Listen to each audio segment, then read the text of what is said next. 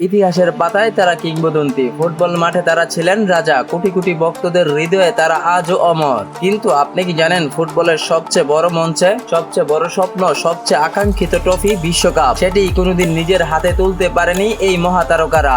একবার ভাবুন তো, যে ফুটবলাররা ডিফেন্ডারদেরকে আতঙ্কে পরিণত করেছিলেন, যারা একের পর এক রেকর্ড ভেঙেছেন, ব্যালন ডিওর জিতেছেন, চ্যাম্পিয়ন লিগ জিতেছেন, দেশের হয়ে অসংখ্য স্মরণীয় মুহূর্ত উপহার দিয়েছেন, তারাই শেষ পর্যন্ত বিশ্বকাপের মঞ্চ ছেড়েছেন চোখের জলে আর বুক ভরা আক্ষেপ নিয়ে। কেউ ফাইনালে গিয়েও স্বপ্ন ভাঙার শিকার হয়েছেন, কেউ সেমিফাইনালের বাধা পেরোতে পারেননি, আবার কেউ নিজের সর্বোচ্চটা উজাড় করে দিয়েও দেশের হাতে একটি বিশ্বকাপ তুলে দিতে পারেনি। তাই আজকের ভিডিওতে আমরা জানতে চলেছি ফুটবল ইতিহাসের এমন 5 জন কিংবদন্তি ফুটবলারের গল্প, যারা নিজেদের যুগের সেরা একজন হয়েও বিশ্বকাপ জয়ের স্বাদ কখনো পায়নি। তাদের লড়াই, তাদের ত্যাগ, তাদের চোখের জল আর অপূর্ণ স্বপ্ন, সবকিছু নিয়েই থাকছে আজকের এই ভিডিও। তাহলে আর দেরি কিসের, চলুন শুরু করা যাক বিশ্বকাপ জিততে না পারা ফুটবল ইতিহাসের 5 জন মহা কিংবদন্তির অবিশ্বাস্য গল্প।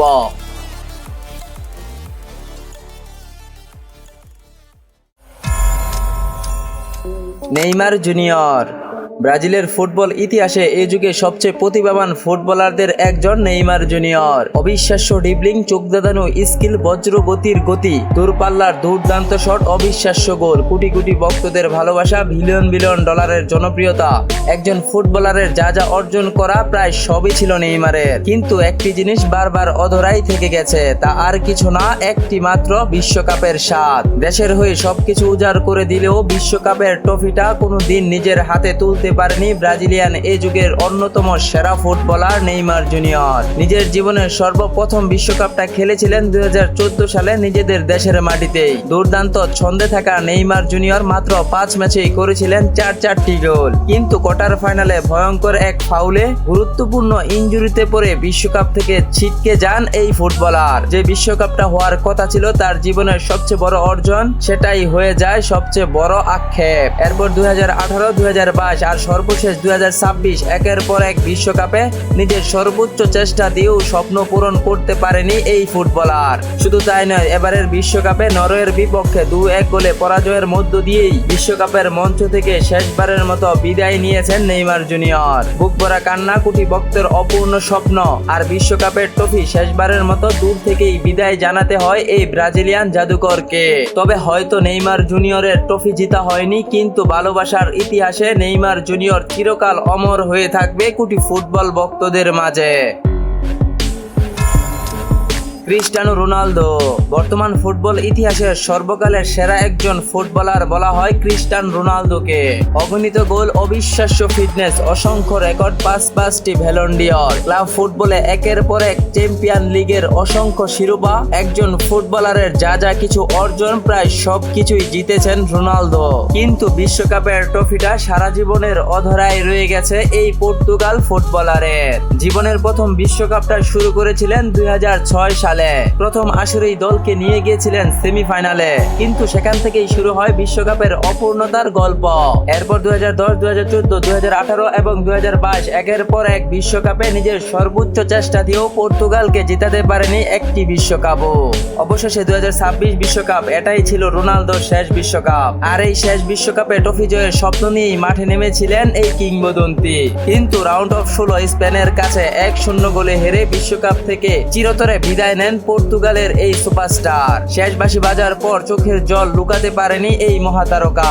5টি ব্যালন ডিওর, অসংখ্য রেকর্ড, শত শত গোল, তবুও বিশ্বকাপ ট্রফিটা আর ছোঁয়া হলো না ক্রিস্টিয়ানো রোনালদোর। ফুটবল ইতিহাসে হয়তো ক্রিস্টিয়ানো রোনালদো বিশ্বকাপ জয়ী নন, কিন্তু কোটি কোটি মানুষের হৃদয়ে তিনি চিরকাল একজন অমর কিংবদন্তি হয়েই থাকবেন। Luka Modric.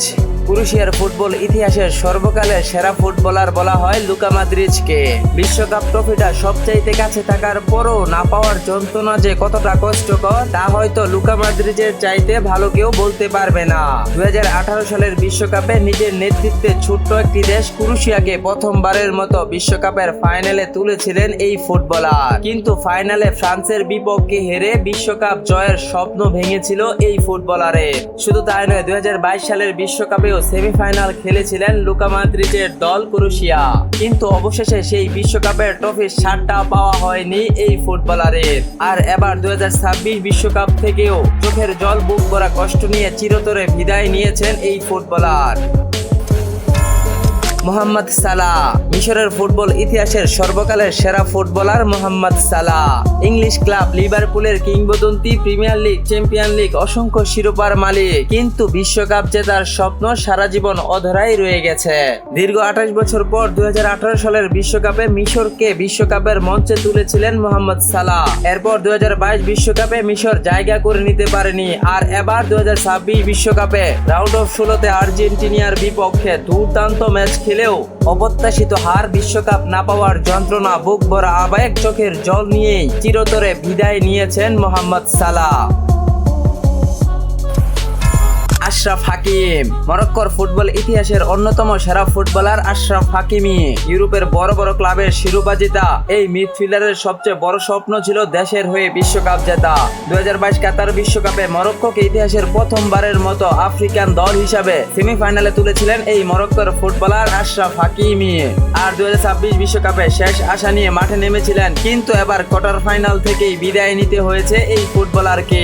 হয়তো আশরাফ হাকিমির বিশ্বকাপ জেতা হলো না, তবু আশরাফ হাকিম ফুটবল ইতিহাসের চিরকাল এক কিংবদন্তি হয়েই থাকবেন। তো বিশ্বকাপ না জেতা এই 5 জন ফুটবল কিংবদন্তির মাঝে আপনি কাকে সবচেয়ে বেশি ভালোবাসেন অবশ্যই কমেন্টে জানিয়ে রাখুন। ভিডিওটি ভালো লাগে লাইক, কমেন্ট, শেয়ার, সাবস্ক্রাইব করতে ভুলবেন না। দেখা হবে পরবর্তী অন্য কোনো ভিডিওতে। ভালো থাকুন, সুস্থ থাকুন, আল্লাহ হাফেজ।